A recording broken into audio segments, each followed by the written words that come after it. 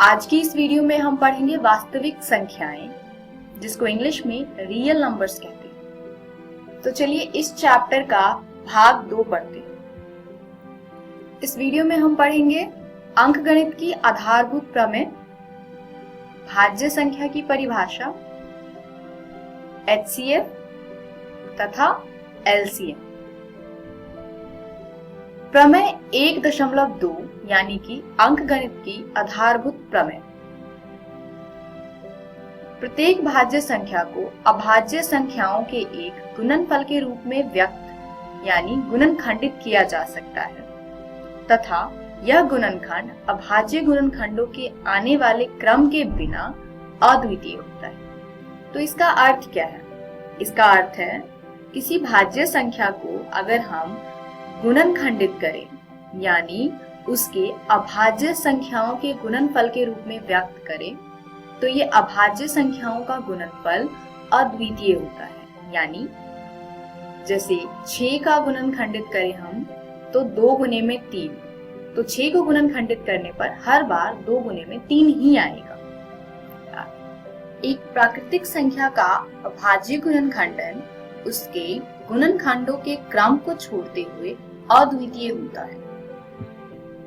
यानी किसी प्राकृतिक संख्या का भी अभाज्य गुणनखंड अद्वितीय होता है। चलिए अब देखते हैं इस प्रमेय में प्रयोग होने वाले भाज्य संख्या की परिभाषा। भाज्य संख्या ऐसी संख्याएं जो एक और स्वयं के अलावा भी किसी दूसरी संख्या से विभाज्य हो जाए, ऐसी संख्याएं भाज्य संख्याएं कहलाती हैं। जैसे प्रथम कुछ भाज्य संख्याएं हैं 4, 6, 8, 9, 10, 12, 14, 15 तथा 16 एंड सो।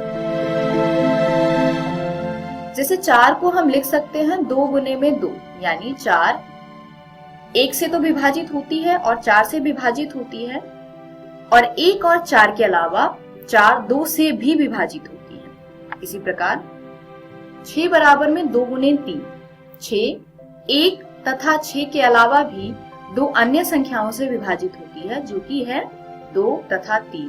तो ऐसी संख्याएं भाज्य संख्याएं कहलाती हैं। चलिए प्रश्न देखते हैं। संख्याओं 26 और 91 के अभाज्य गुणनखंडन विधि से HCF और LCM ज्ञात कीजिए। तो चलिए दोस्तों इस प्रश्न का हल निकालते हैं। सबसे पहले हमने 26 का अभाज्य गुणनखंड किया जो है 2 गुने में 13। इसके बाद हम 91 का अभाज्य गुणनखंड करेंगे, वो है 7 गुने में 13। अब इन दोनों में ही 13 जो है वो सामान्य है यानी कॉमन है, तो HCF जो है 26 और 91 का वो हो जाएगा 13 तथा LCM होगा 26 और 91 का 2 गुने में 13 गुने में 7। चलिए देखते हैं कैसे आया। अभाज्य गुणनखंड हमारे पास कुछ इस प्रकार था, 26 बराबर 2 गुने 13 तथा 91 बराबर में 7 गुने में 13। तो हमने पहले लिखा ये 2 गुने में जो दोनों में ही समान है जो कि HCF है इसका, वो गुने में बचा हुआ 7। इस प्रकार हमने सभी संख्याओं को लिख लिया है। बस जो सामान्य है यानी कॉमन संख्याएं जो है उसको एक बार लिखना है। इस सबको गुना करने पर 182 आता है।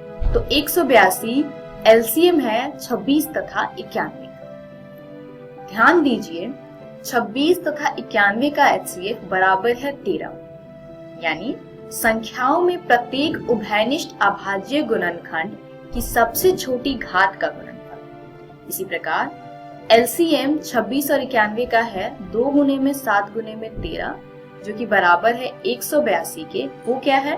वो है संख्याओं में संबंध प्रत्येक अभाज्य गुणनखंड की सबसे बड़ी घात का गुणनफल। यानी HCF होता है जो उभयनिष्ठ अभाज्य गुणनखंड है तथा LCM होता है प्रत्येक अभाज्य गुणनखंड की सबसे बड़ी घात का गुणनफल। अगला प्रश्न देखते हैं।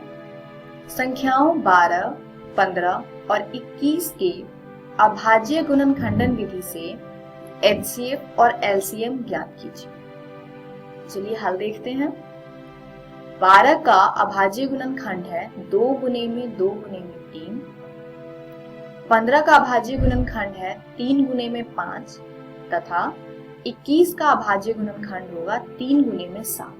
अब आप देख सकते हैं कि तीनों में ही 3 उभयनिष्ठ है, यानी HCF 12, 15, 21 का होगा 3। चलिए एलसीएम देखते हैं। एलसीएम के लिए हमने तीनों संख्याओं का भाज्य गुणनखंड लिख लिया है, तो एलसीएम आएगा 2 गुने में 2 गुने में 3 गुने में 5 गुने में 7, जो कि आएगा 420। इसमें हमने क्या किया है, 2, फिर ये 2 हमने लिखा है, 3 जो तीनों में ही कॉमन है यानी उभयनिष्ठ है उसको एक बार लिखा है, 5 की सबसे बड़ी घात 1 है यानी एक बार 5 आया है तो 5 लिखा है, गुने में 7 भी सिर्फ एक बार आया है तो हमने 7 लिखा है।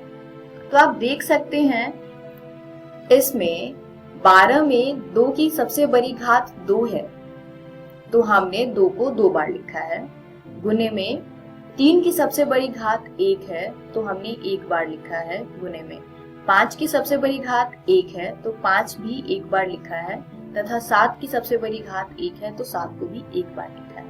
इस प्रकार एलसीएम का मान आया है 420। चलिए देखते हैं दो धनात्मक पूर्णांकों a और b तथा उसके HCF और LCM के बीच में संबंध। किन्हीं दो धनात्मक पूर्णांकों a और b के लिए a और b का HCF गुने में a और b का LCM बराबर होता है a गुने में b। तो यह एक सूत्र है जिसको आप अपनी नोटबुक में लिख लीजिए। इस सूत्र पर आधारित एक प्रश्न देखते हैं। 306 तथा 657 का HCF 9 दिया है तथा हमें ज्ञात करना है 306 तथा 657 का LCM। तो इस प्रश्न में हमें दोनों संख्याएं दी हुई है तथा दोनों संख्याओं का HCF दिया हुआ है, हमें इसका LCM निकालना है। तो इसका सॉल्यूशन देखते हैं। हम इसमें सूत्र का प्रयोग करेंगे जो सूत्र हमने पिछली स्लाइड में किया था, जो है HCF ऑफ A और B गुने में LCM ऑफ A और B बराबर में A गुने में B। अब अगर हम इस सूत्र में दिए हुए मान को रखते हैं तो हमें मिलेगा 306 तथा 657 का HCF गुने में 306 तथा 657 का LCM बराबर होगा 306 गुने में 657। अब हम यहाँ पर HCF का मान रखेंगे जो है 9, तो ये आएगा हमारे पास 9 गुने में 306 तथा 657 का LCM बराबर में 306 गुने में 657। यहाँ हम सॉल्व करेंगे इसको आगे तो हमें प्राप्त होगा दोनों संख्याओं का LCM बराबर में 306 गुने में 657 बटे में 9। अब हम इस 9 से 306 को काटते हैं, ये 34 बार में कटेगा। तो दोनों संख्याओं को अब गुना करेंगे, 34 गुने में 657 ये आएगा 22,338, यानी 306 तथा 657 का LCM 22,338 है। तो इस वीडियो में हमने आज सीखा अंकगणित की आधारभूत प्रमेय, भाज्य संख्या की परिभाषा, HCF तथा LCM। अगली वीडियो में हम पढ़ेंगे अपरिमेय संख्याओं का पुनर्भ्रमण। तो इसी के साथ आज की वीडियो समाप्त होती है। धन्यवाद।